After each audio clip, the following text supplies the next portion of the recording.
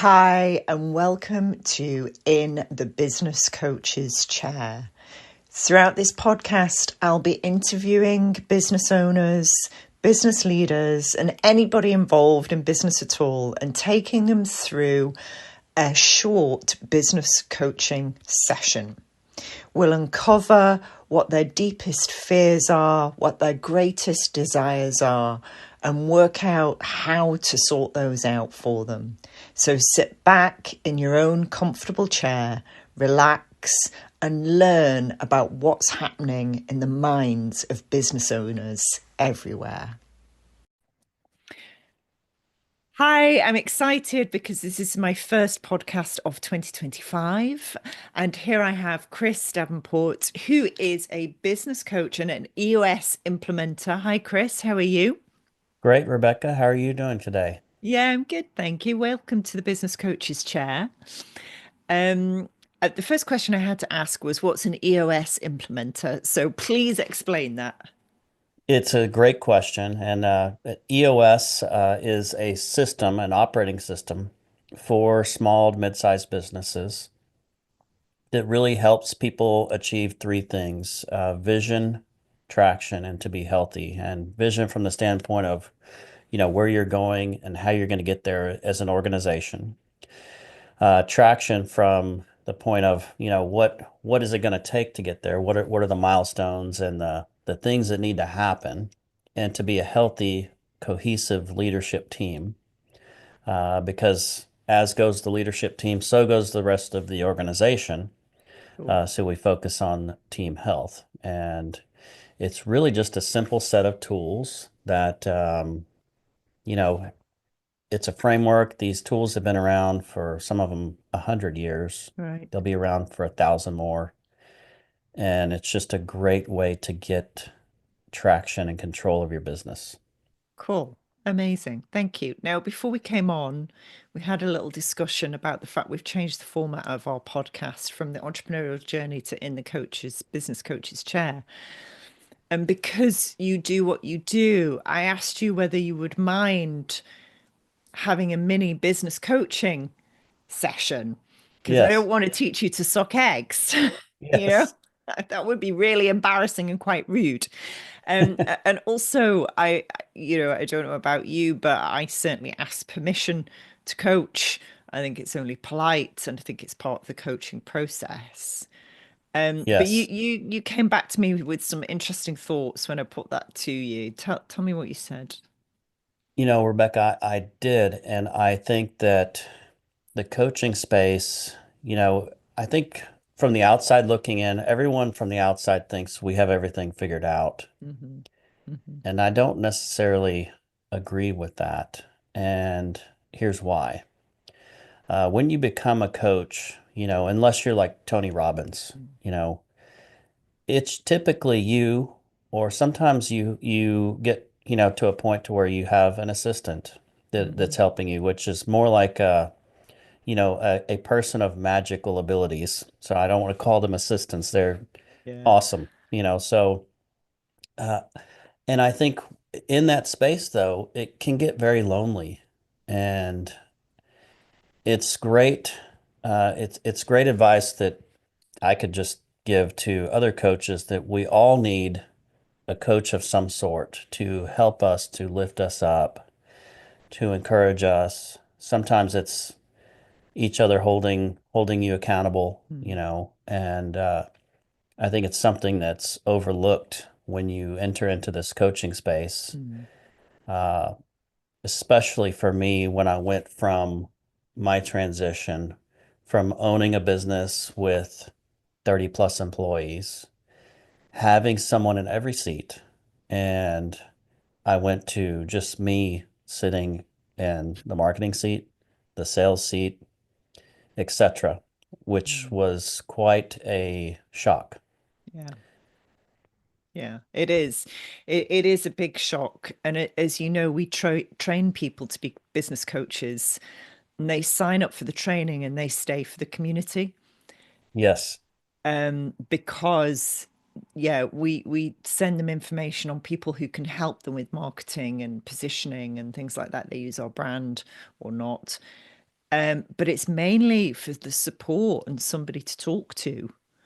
Um, and you're right. I think when people go into coaching, they forget that they're going to need that. So how Yep. do you get your support? Where do you go? Well, I think it's great, just like you were saying, a community Mm, is a must. And the coaching community that I'm involved with, EOS, it's really a unique, it's a franchise, um, but we're all across the country, across mm, the world now, really. yeah. So what we do is make an effort to meet quarterly, the local EOS implementers. We meet quarterly. And just as you were sharing, Rebecca, hey, I'm vulnerable. We are vulnerable as well, and Mm, it makes us better coaches. And so we meet and help each other through issues. Um, but Rebecca, honestly, that's for me has not been always enough. mm, So I have a coach that I meet with every 2 weeks just to talk right. through. Sometimes it feels like a therapy session. Yeah. Um, Other times it's just, talking about things that happened that were good. Uh, but I think it's really important to have that community and have that connection with somebody that can be there to listen and to Yeah. understand. Yeah. I agree. I think our role as certainly business coaches, we have to, because I think we're talking to so many business owners. I don't know about you, Chris, but I have dreams about my clients' businesses. Do you? Yes, I do too. I think that's funny that I thought it was only me, but yes, I do. We hold so much of their business in our heads. And sometimes I wake up and I think, oh, this would be great for them. Or you see things, don't you? Like, oh, I Yes. must tell such and such about this. So actually, as a business coach, it's not just your own business, it's all the clients' businesses you're working on as well. Yes. Yes. Yes, Um, you want to see them win, and so yeah, you worry about them, and they're yeah, like, I don't want to say children from a standpoint of maturity, but they're like your little children that yeah, you care for, yeah, and you know, you want to make sure they do well. yeah, you do. You really Yeah. do. I had a client yesterday ask me to, we did our first initial 6 month thing, and I always say, well, do you want to carry on? Give them that choice. And they said, oh, yeah, yeah, yeah, definitely. Yeah. Um, and they said, as long as you don't mind. I said, I really like you. Yeah. Yeah. Okay, that's good. I love working with you. And there are clients out there, aren't there, that you really go more than the extra mile for because you just love them. Yes, I agree with that, and I think what got me into the coaching space was just two things. I love helping people, Hmm. and really enjoy my gift is solving problems, and I enjoy it Yeah. and thrive on that. So Yeah. um, can't solve the problem for them, but can lead No. them and help them, to the solution. So which is Yeah. fun. How do you, and we've all experienced this, but how do you let go when the client, you can lead a horse to water, but you can't make it drink? How do you let go of that, Chris? At first it was tough for me when I Mm, first started out because you see, and I'm sure you can relate to this. You see the solution right yeah. there for them, Yeah. but it's just worthless if we go to do it for them. Like Yeah. that's not what coaching is about. No. And so what I've learned is that you just have to let go and continue to, you have to meet them where they are. Mm, And sometimes they're just not ready, but you just need to um, stay present, mm, and be there for them, not constantly, but check in on them. So I have a schedule where I call people at least quarterly that have mm, fallen out or didn't end up, signing up, yeah. and just to keep up with them and, stay in their inbox, stay in their phone. Mm. Uh, and I find that sometimes I'm there to help them through an issue. I talked to one and he's dealing with a lawsuit and really doesn't Mm. know what to do. Oh, heck. And, he's younger entrepreneur and we had a couple of sessions and he just kind of, fell out. And I think being there for them is what us as coaches are great at. Mm. And so I just gave him some guidance and, helped him in the moment and not for any gain on my side, Oh, just that's what we do. And sometimes those people come around and end up being clients. And other times you've done just a beautiful thing and just helped them out in the moment. yeah. I 100% agree. Yeah. Yeah. It's like when I come across information, like you say, for a client that maybe I've never done any work for, or that, I've stopped working for years ago, I'll still send them info and say this might be Yeah. useful. Um, yeah, because you just want to see them succeed, don't you? That's right. Yeah. That's the goal. TriCrest trains brilliant people to be brilliant business coaches. Want to find out more and join our growing community of brilliant people doing brilliant work with brilliant businesses throughout the world? Go to tricrest.com, TRICRES.com. Thanks. Do you ever think we forget ourselves, Chris, when we're busy looking after everybody else? I, I think it's easy to get lost in the moment, the problem with them. Um, and I think oftentimes what brings me back is, so when we're in a session, um, I start to get lost, but then when there's a battle of wits, if you will, in the room of, maybe there's an idea and they're struggling, butting heads on the idea. My facilitation part of my brain kicks in and Hmm. it kind of pulls me out of that. Now on a grander scale, I think it's, sometimes it's easy to get lost in, just in general, going from meeting to meeting sometimes. Uh, you kind of have to have a little break to fill Mm. yourself back up Mm. and be your best for the next meeting. I find that happens to me sometimes. Yeah. How do you keep that energy up? I try to, um, just take mental or we call them clarity breaks, All right. just to reflect fully on, what has happened over the past few days Mm. and to recognize it. And, so it can kind of be, I don't want to say put in the past because it's already in the past. It's just Mm. our minds have to catch up to the fact that, hey, this happened. Mm. And so just continuing to process those thoughts. And sometimes if there's emotion attached to an experience, um, I use something called what my coach coaches me on is something called CBT or cognitive behavioral therapy. Mm-hmm. And there's a tool in there called the automatic thought record, and it Okay. helps you reprocess an emotion to in order to have a healthier response with less of a distortion. So if Mm. something, say, makes you angry or gets you upset or worries you or anxiety, it helps you process through that. And I Mm. find myself in those moments using that tool to work through things like that. Yeah, tools like that are so useful. And do you Yeah. use that tool with your clients? I do Yeah. sometimes. Yeah.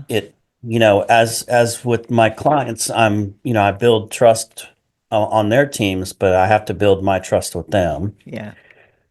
And it is, I'm not a therapist or Mm. a counselor, but it is a great tool. And I Mm. do see where sometimes people individually, especially, um, need it. And so I coach them through that privately, usually to help Yeah. them.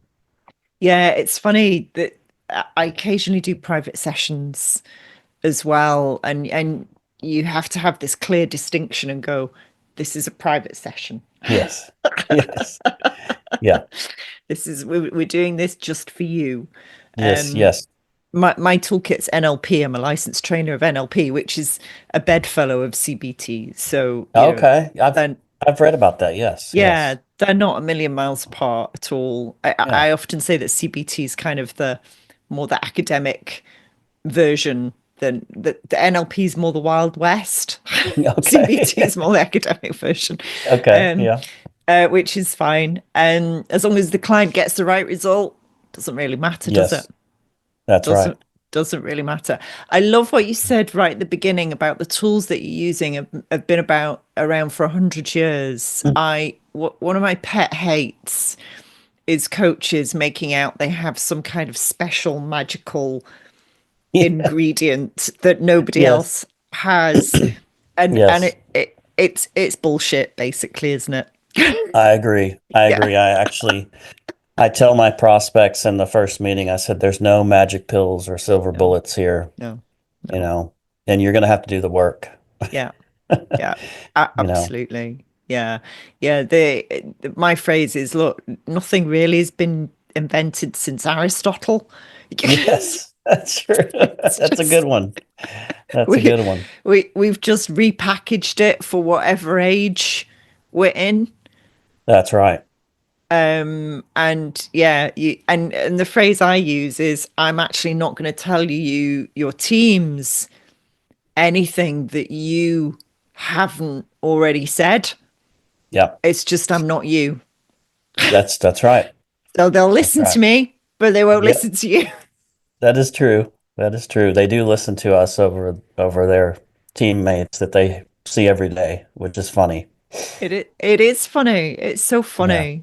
Okay, so we talked a little bit about the loneliness of coaches. You've started something else, Chris. What's why? Haven't you got enough on your plate? Well, yes, but my I guess the goal of EOS is to have a have a make a meaningful difference in the lives of others, but also have the time to pursue other interests. Okay. And so with that, my wife Panada, she has always had an interest in starting an insurance agency, Okay. and for many years. And she was about to start one before COVID, and COVID hit. She was getting licensed, COVID hit, and they canceled the second test, and it just, the rest of the story. Mm-hmm. So we had an opportunity through someone that I've mentored and coached, that's an insurance agent. Um, he offered a special contract with an insurance agency called Farmers. They're owned by Zurich, and it's a large company. And so I'm helping her start up an insurance agency, and it's just a passion of mine to.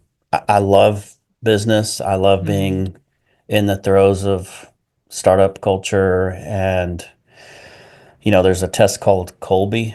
I don't know if you've heard of the Oh Colby. yeah, I have. Yeah. So my quick start is an 8, which is really high. So Okay.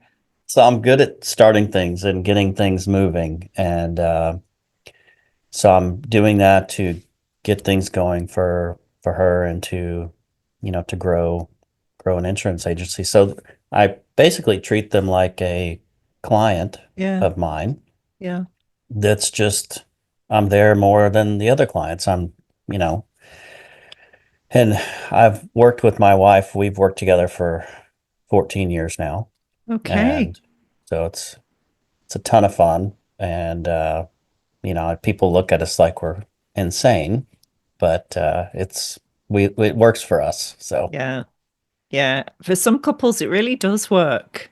yes, Um, and it's great that your wife is okay with you coaching her through the process. Um, yes, that's Sh- that's great.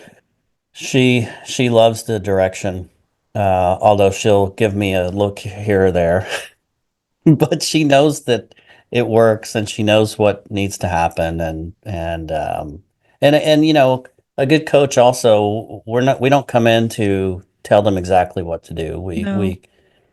We coach them, we encourage them there. So I do it with you know, kindness and Mm. but also strength and accountability. You know, it's a balance, especially Mm. with it being my wife. It's definitely a balance there that Yeah. you have to get good at. Yeah, definitely. That's quite brings me on to the kind of next thing point I have about business coaches. A lot of them have really giant egos, like Yes. such big egos. Hmm. Um, and you know, even just talking to you, it's really clear that your clients own their successes. Yes. Um, It it's all them. It's just I'm there to provide a framework, a Mhm. path, and tools to help them. Yeah. But the real work is done by the individuals. Yeah, it absolutely 100% is, Yeah. definitely. Yeah. It probably takes a bit of humility for your wife to have you as a coach as well. I guess it does. But I think that the way that I've always worked with her and others on my team is that we're a team. Mm, There's no one of us that's greater than the other. We all just serve a purpose for the greater good of the business that we're serving. And I teach that same thing to my clients. You know, yeah, there's no, yeah. you know, I've walked into situations where, um, you know, individuals on a team say, "Well, I'm the owner." You know, well, the Mm, owner doesn't have a seat in this room. That's the owner's box, and we're here to figure out what's best for the company, yeah. not what's best for the owner. Now, Hmm. the owner probably benefits, but so there's no one ego in the room. I try and facilitate around that or to that as far as making sure that everyone has a voice. So I do the same with her and make sure and sometimes you have people that like her sometimes she's not as outwardly uh, outgoing or sharing as I am. Hmm. Um, so we have to pull things out of those Mm, people to make sure their voice is heard, to make sure that you know their input is valuable and we need it and mm. it needs to come out and so I use my methods to encourage that. Oh, that's So good. That's nice. Have you ever had to sack a client?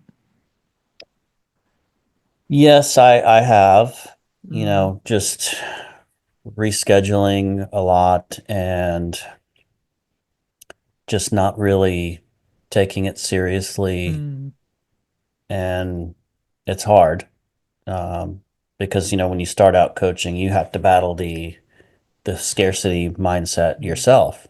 mhm, And to say no to a client is tough. And even in my experience prior, in my entrepreneurial experience with my technology business, same thing. mm. Had to sack clients and it was not an easy decision and but in the end it was the right decision. Yeah. It always is, isn't it, in the end? Yes. Yeah, Yes. always. And then you say, why didn't I do this sooner? Yes. Yes. Yep. I can relate to that. Yeah, it's like a bad Yeah. relationship. Why didn't I leave this sooner? It really is. It Yeah. really is. And how did you overcome that scarcity mindset? Because of all the coaches we train, in fact, I'm going to backtrack on that. Of the coaches who don't sign up for our offering, Yeah. it's the scarcity mindset is the thing that prevents them. The ones that do sign up, I think, have overcome that and have an abundance mindset. How did you deal with that? Gosh, that's a great question. And there's a few things that worked for me that, you know, I really, uh, you know, so I'm partially analytical. So I Okay. thought of there's a ton of businesses that need us. Mm. And for example, with EOS, there's only I think we're up to 16 coaches in the market that I'm in. Okay. And the other thing is I really, you know, I believe in God, and so I put my faith in Jesus and to lead me to not be afraid. And so that was something that was big for me. And then really just looking at, because I think when we get afraid, we stop doing the things that we sometimes need to do. Yeah. And so that's what I was initially, what one of my issues was, is I was keeping busy. And so there's a book called Pick Up the Phone and Sell by Alex Goldfein. I don't know if you've heard of that. No. Um, it's a great read for coaches that, they have fear and they don't know what to do, or they may know that they need to make phone calls to Mm. prospects, and maybe they're finding other things to do because they're afraid of that rejection. And Mm. that's where, and I know everybody's different, but Yeah. that's where my fear came from, was I'm just afraid of getting rejected. So Yeah. I think that, and I'm going down a small rabbit hole here, but when you look at a problem, a lot of times we as humans focus on the emotion of the problem. And so my fear, I'm afraid, and I say to myself, oh, there's not enough, or, so really that's not the root of the issue. And the root of the issue is, I'm not doing the activities and I'm not trying. So I don't even know if I should be afraid, really, because I'm not even making enough calls to know. Mm. So coming back to, the scarcity piece, uh, just reading that book and getting past that and using my faith and making the calls to ask people, hey, how can I help you? And really just knowing that I can do this, and I have the expertise. And like your people that go through your, training, they have the knowledge and the training and the Mm. framework and the support system. And just remembering those things got me through that scarcity mindset. Mm. I think that's such good advice. It really is. There are different pools of energy that you're pulling on there, using all your resources, your faith, your belief in a system, a book that somebody's written about, sort of methodology, a process you can use, Yes. and using that to climb out of the fear. The most interesting aspect there that you talked about, Chris, I think, was that identifying the emotion Hmm. and then going, okay, it's just an emotion. Yes. Yes. We have Yes, lots of them. we do. And I like that phrase you use of detaching the emotion and actually just getting a little bit analytical about it. I think that's a really nice way of looking at it and shifting your mindset from scarcity to abundance.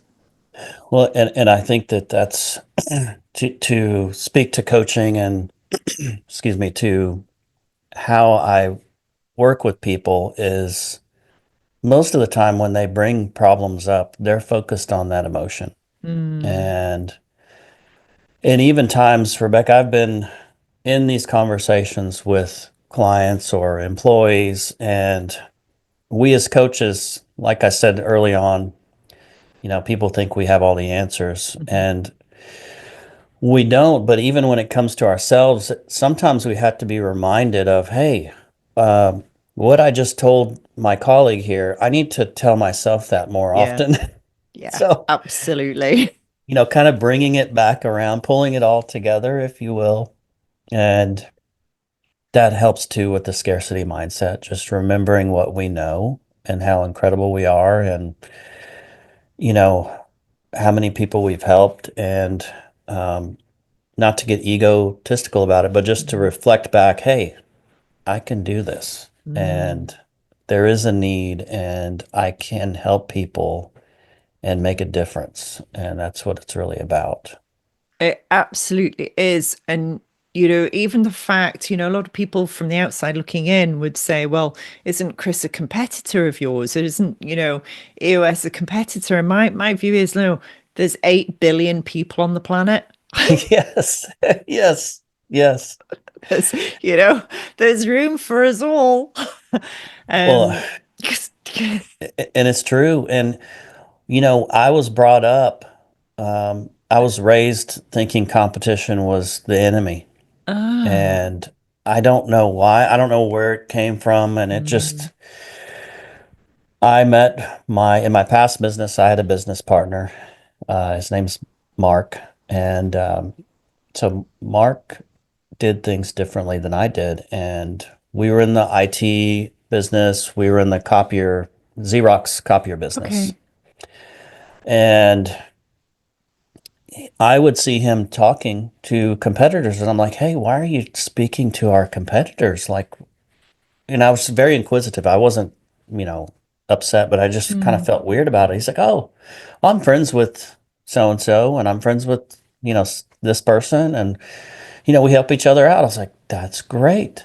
I've never, tell me more. And yeah. this was probably 12 years ago, and I just started pulling on that thread, and I learned in that process, like, helping each other, even if we're in a competition, it's kind of like when you're watching, a sports team and a player of the other team falls down and the, competitor helps them up. And it's just, it's beautiful to see that. And so I think we as coaches need to remember, although we do the same thing, there are plenty of people to help. And we Yeah. all have our own unique abilities. And sometimes there's a better match, Yeah. and we just have to remember that and not be scared about it. Yeah. I think when I first started coaching, I was scared about it. Definitely. Yeah. And I would get not upset, but I would get annoyed that somebody had got a coaching gig and I hadn't. Mm. And I had to do some work on that. Yeah, And the minute I flipped it and started supporting other coaches and being open to talking to other coaches and recommending other coaches, I got more work. that's great. That's Um, great. and it's a mindset thing. The work was always there. It's just my mindset wasn't in the right place. Yep. Um, I Similar happened to me and just making the change to from full-time business, running a business to being a coach. It felt, you know, you start out thinking I've got this, and then mm, it's not doesn't go as smoothly, or you have a hiccup or two, and yeah, but really, you know, changing your mindset to help each other and help everyone really around you, yeah, um, rising the boats together, if you will. yeah, yeah, So, definitely. No, it's good. So, what next? well, what's next for me? Yeah. I'm just, I'm eager and excited about what's ahead for this year. I Mm, think, there's a lot of businesses right now in their annual planning, and I'm looking for other businesses to help in mm, their journey. And also working on a book of my own. I've authored a book before on technology things, but I'd really like to finish something I've been working on around solving problems. And okay. some of the framework I've spoke about here today, sharing some stories about how to apply those tools, going into the different ways and methods to help others really get Mm, better at problem solving. And so and then I'll continue to coach the clients I have, as well as the insurance company that I've started with my wife. And, it's going to be a fun year. I know that sounds exciting. Can Yeah. you ever see yourself not being a business coach? It's really a dream job. Mm, And I don't even like to call it a job. It's mm, just, I think, the only thing that I could compare it to is probably if you could be a park ranger and you're outside in mm, parks all day. It sounds like an incredible role to play. I don't ever plan on retiring. I don't really believe in retiring. Um, I do believe there's seasons of life where you work more or less, but mm, I have too much to share, and I enjoy helping, way more than I would ever dream of stop doing it. So I think mm. that, I would just continue doing it forever. Yeah, yeah. No, I agree. I see that. I may be doing it from a slightly warmer place in the world, Yes. Yes.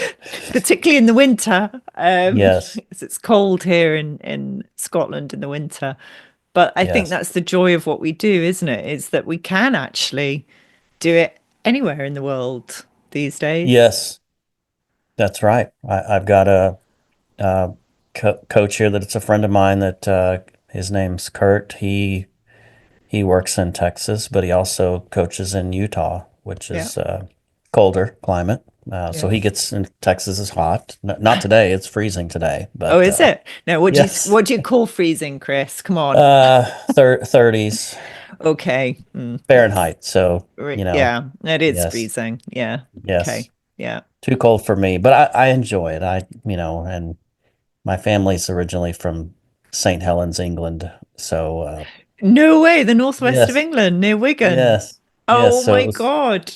cold there Yeah, as and well. very wet, very Yes. rainy. Yes. Yeah. God, what a small world. I used to go to Wigan Market. Oh, really? Yes. That's amazing. When I was That's growing up to order black pudding and lamb chops. yes. Yes. My grandma, she's passed on now, but she would tell me Oh. about the mincemeat pies and she Yeah. said it was quite dreary in her words. It was dreary usually. The weather. Grim is what we Yes, would grim. say. It's grim up Yes. north. Yes, it was Yes. grim. Yeah. Yes. Yeah. Yeah. Oh, how funny. Oh, well, have you Yeah. ever been back? Have you ever been to St. No, Helens? I've tried to. I haven't been able to, but we have plans this summer to go to a conference in London. Okay, So I think we'll make it up there do. to St. Helens to see the town. Keep your expectations low. Yes. He told me a lot of stories and I saw pictures yes, definitely. Although going to Manchester, London's great, obviously, but going to the centre of Manchester because that's been done up and that's really nice these Okay. days. Okay. Yeah, and that's a hop, skip, and a jump for you Americans from St. Helens to Manchester. It's Yes, no distance at all. we will do that. So do that. Sure. Amazing. Oh, Yeah. Chris, it's been a delight and a pleasure to talk to you. Thank you for your openness to what we're doing here in the Business Coaches Chair. Really appreciate it. Your clients are very lucky to have you. And best of luck. Well, thank you, Rebecca. Best of luck to you too, and in your coaching journey and helping other coaches be their best. Yeah, brilliant. Thank you. Thank you for joining me in the Business Coach's Chair. I hope you enjoyed that as much as I did. If you want to join TriCrest as a business coach, we're looking for brilliant people because we train brilliant people to be brilliant business coaches. Go to our website, tricrest.com, tricres.com, to learn more.